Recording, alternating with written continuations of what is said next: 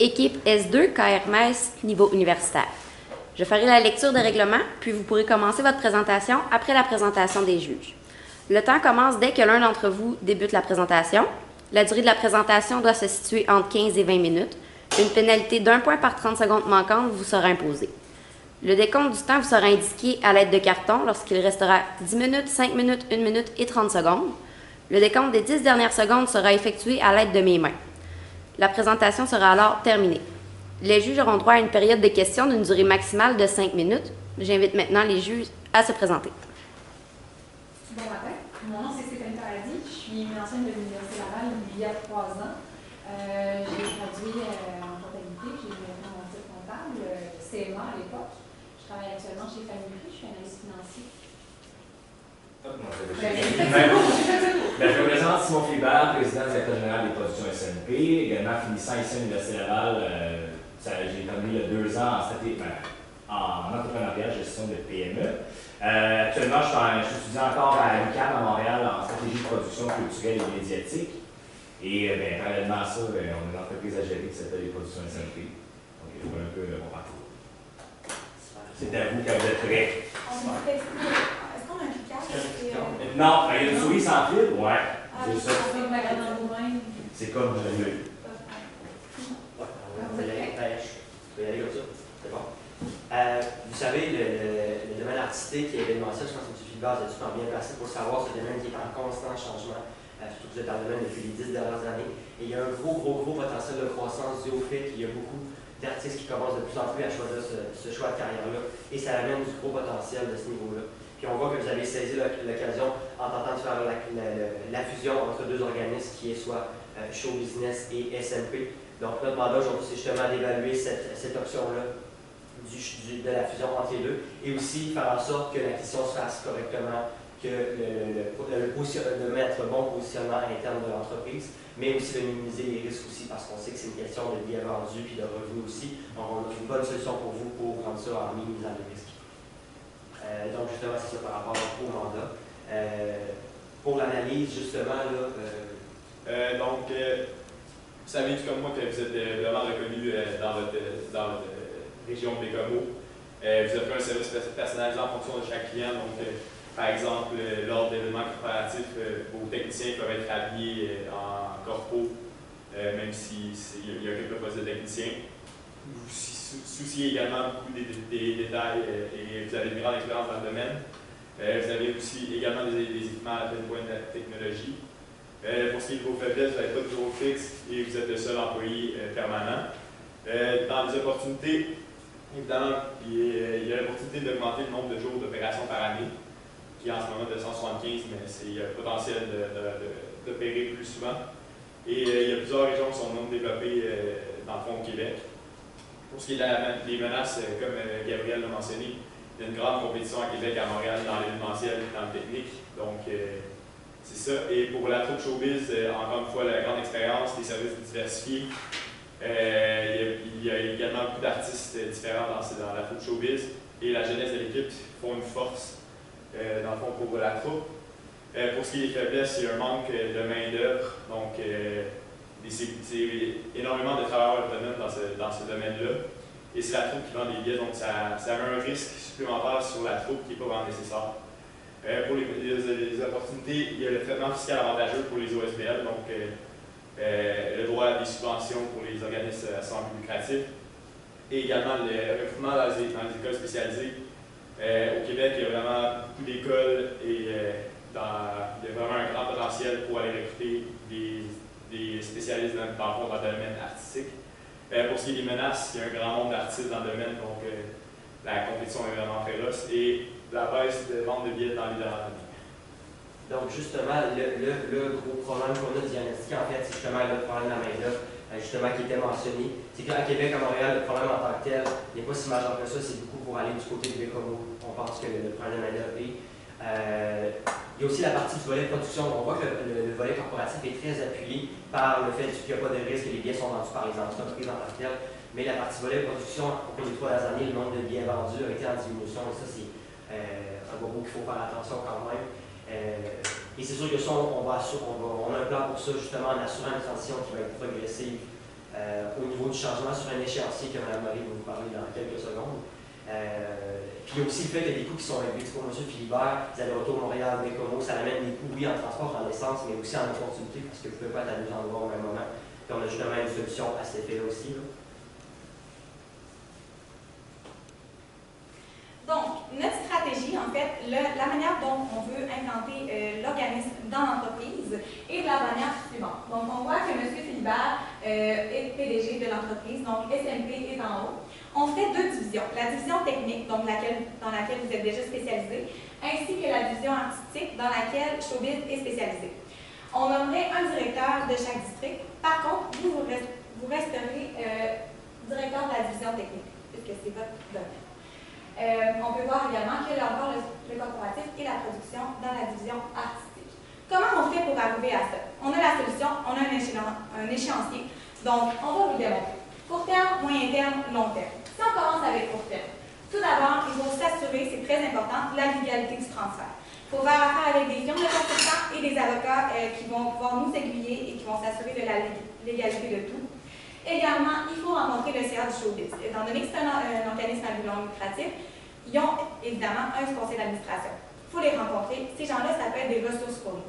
Si l'entreprise, ça fait 10 ans qu'ils sont sur le marché et qu'on a des gens d'expérience dans le conseil d'administration, par exemple, on pourrait nommer le président du conseil d'administration comme directeur de la partie artistique, étant donné qu'il est déjà au courant de comment ça fonctionne. Même chose pour le trésorier. Si le trésorier est déjà au courant des états financiers, de comment ça fonctionne avec les subventions, tout ça, il va falloir remédier à la situation pour trouver d'autres moyens de financement. C'est pourquoi on pourrait l'attitrer au titre de comptable, par exemple, ou s'assurer de la comptabilité et les états financiers de l'entreprise. Le problème majeur que nous avons avec le volet production de la division artistique, c'est la vente de billets. Donc, la vente de billets pour la production. On a trouvé une solution. La solution est bien simple, agir en tant que white label. Donc, on vend nos services, les entreprises nous payent un tarif fixe, et nous, on utilise leur nom pour vendre nos billets. Mais les billets, en fait, ce n'est pas l'entreprise SNP qui va les vendre, c'est la compagnie qui nous engage, en fait, pour, par exemple, les festivals ou les choses comme ça, là, qui vont être en mesure de nous engager. Donc ça nous libère tout risque, tout stress de la vente des billets et de la rentabilité, parce qu'on est assuré d'avoir un montant fixe pour nos services, et si leur événement n'est pas rentable à la fin, bien, ça ne sera pas à cause de nous, ça va être à cause d'eux. Puis nous, ça nous assure les coûts. À moyen terme, c'est sûr que nous, on a pensé à une solution pour le recrutement d'artistes. On est chanceux au Québec, on a des bonnes écoles en musique, j'en sors moi-même. Donc, baccalauréat, collège aussi également, et au niveau des conservatoires. Donc, c'est important d'utiliser ces effets-là qui sont à notre disposition, différentes régions en plus. Donc, si vous voulez avoir des artistes à Québec, pour les événements à Québec, recrutez à l'Université Laval, par exemple. Ou à Montréal, Conservatoire Montréal, à l'UQAM aussi, ils ont des bons programmes. Allez directement à la source. Le fait, dans le domaine, les artistes sont très contraints, étant donné qu'ils sont souvent travailleurs autonomes. Donc, pour assurer une stabilité, et pour assurer aussi la pérennité de notre entreprise et de nos employés, ce qu'on veut faire, c'est rendre les travailleurs autonomes comme des employés salariés. Les employés salariés à contrat d'1 an, donc à chaque année, on pourra réévaluer notre besoin, réévaluer nos budgets, nos états financiers, en leur donnant un contrat de base, donc un salaire de base également. On ne veut pas parler dans les gros chiffres, là. Juste quelque chose qui peut rassurer le musicien, l'artiste en tant que tel, et qui va faire en sorte que l'artiste va nous appartenir. Je mets ça en guillemets, dans le sens, il priorise notre entreprise, donc SNP est toujours priorisé. À même titre que moi qui travaillerais par exemple dans une pharmacie, il faut que je travaille pour ma pharmacie avant de faire mes occupations personnelles. Donc, je vais travailler pour SNP à temps plein, selon les besoins de l'entreprise, toujours disponible pour les dates des contrats. Et si je veux me procurer des sidelines, comme on dit, je peux le faire, mais en même temps que mon entreprise soit toujours mis d'avant et priorisée. Donc, c'est une suggestion. Puis si on veut aller à plus long terme, on pourra leur donner une partie des pourcentages des bénéfices, là, pourquoi pas. Donc, ils deviendront un petit peu actionnaires de l'entreprise. Développement du volet corporatif, on veut miser là-dessus évidemment parce que c'est notre volet qui est le plus rentable pour l'instant. Avoir des entrepôts fixes pour chaque district. Quand on dit district, on parle, mettons, Québec avec la région jusqu'à Trois-Rivières, Rive-Nord, Montréal avec la Rive-Sud jusqu'à Drummondville et la section plus Bécomo et le nord du Québec. Donc, avoir chaque district comme ça évite le déplacement du matériel, le bruit de matériel, la perte, etc. Beaucoup d'avantages à ça. Avoir des représentants artistes pour chaque secteur. Donc, vous parliez, M. Philibert, d'engager un bras droit, dans le fond, pour vous aider dans vos démarches. Ce qu'on vous suggère, en fait, c'est pas de le faire tout de suite. C'est de le faire à plus long terme. Donc, peut-être dans 3-4 ans, lorsque l'entreprise va vraiment avoir bien fusionné. Pour l'instant, étant donné que vous êtes spécialiste dans votre domaine, on vous suggère de rester seul, mais d'avoir des artistes, donc dépendamment de la région, qui seraient des représentants pour votre entreprise, qui s'occuperaient des réservations, du booking, pas de la publicité, mais plus au niveau du réseautage, que vous pourriez payer un salaire un peu plus cher, donc ça viendrait avec des bénéfices pour eux. Si on regarde à long terme, finalement, merci. Donc, ça serait d'engager un directeur technique pour remédier à votre poste parce qu'on voit à long terme beaucoup de choses pour vous et on sait que vous allez en avoir beaucoup sur les bras. Donc, c'est certain qu'avoir un directeur technique à long terme, ça va être utile. Pas tout de suite, mais à plus long terme. Augmenter le nombre d'artistes à contrat et finalement augmenter les territoires de couverture si vous voulez aller plus dans la région de Gatineau, dans le nord de Montréal, etc. Ça pourrait être possible puisque vous allez avoir les ressources et les employés pour le faire.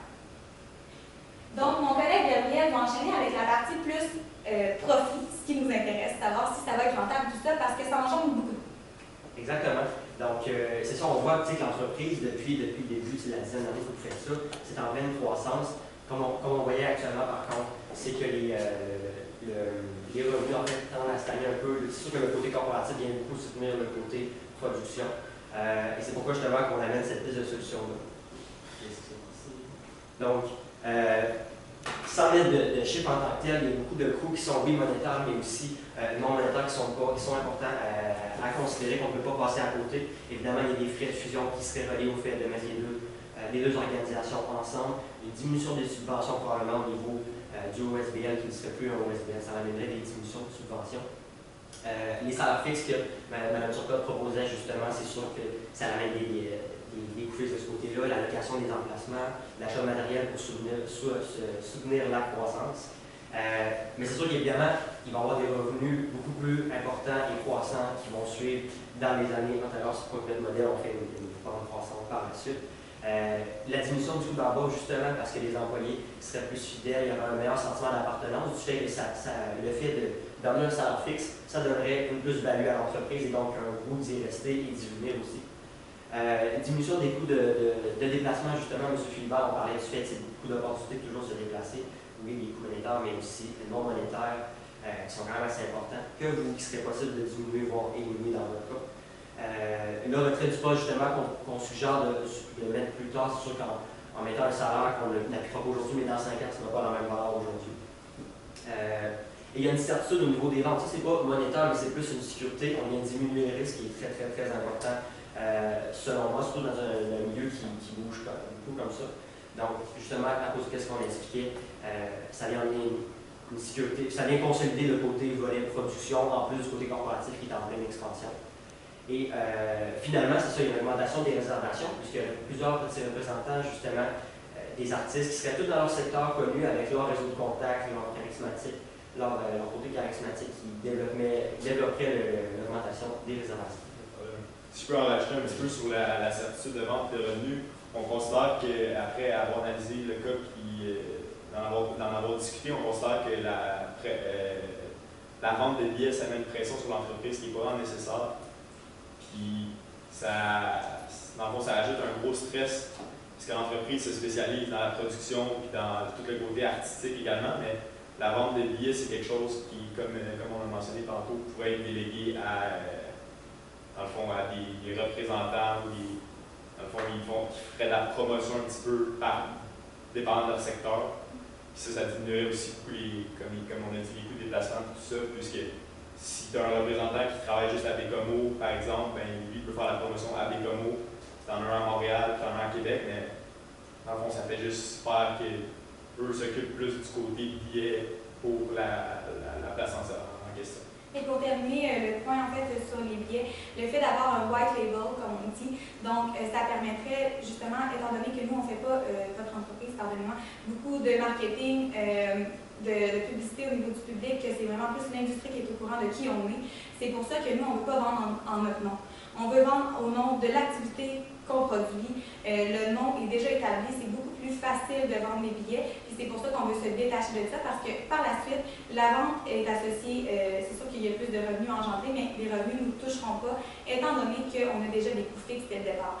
Donc, beaucoup moins de stress, beaucoup plus de certitude au niveau des profits. Donc, on n'a pas besoin d'attendre la fin de l'événement à savoir si on a tout vendu nos billets, si les gens se sont présentés. Ça, c'est un stress constant dans le domaine artistique. Puis, on veut vous éviter tout genre de stress. On veut vous spécialiser dans votre domaine, qui est la production et fournir les artistes. Puis, pour revenir sur l'augmentation des réservations, bien, comme je mentionné précédemment, vous êtes actuellement à 175 jours d'opération par année. Puis, on peut facilement monter ça. Donc, s'il y a plusieurs équipes, à plusieurs endroits en même temps, on peut facilement augmenter ça à plus au-delà de 200 et même plus.